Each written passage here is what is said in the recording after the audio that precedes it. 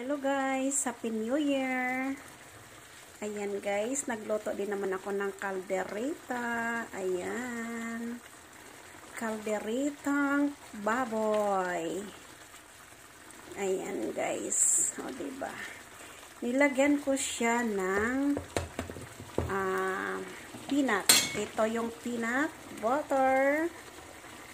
Nilagyan ko rin siya ng Filipino style tomato sauce.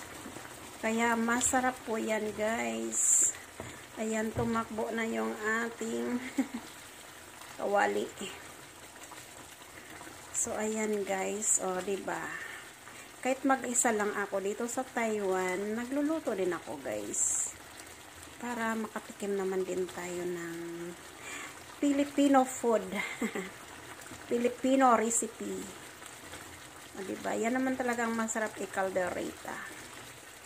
Ayan. Yummy, yummy. Ayan ang laman, guys. Oh.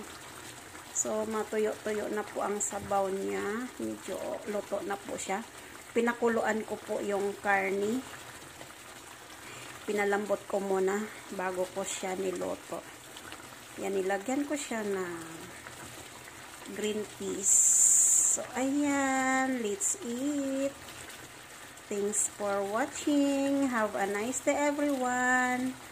God bless and Happy New Year. Thank you 2023 and welcome 2024. God bless us one.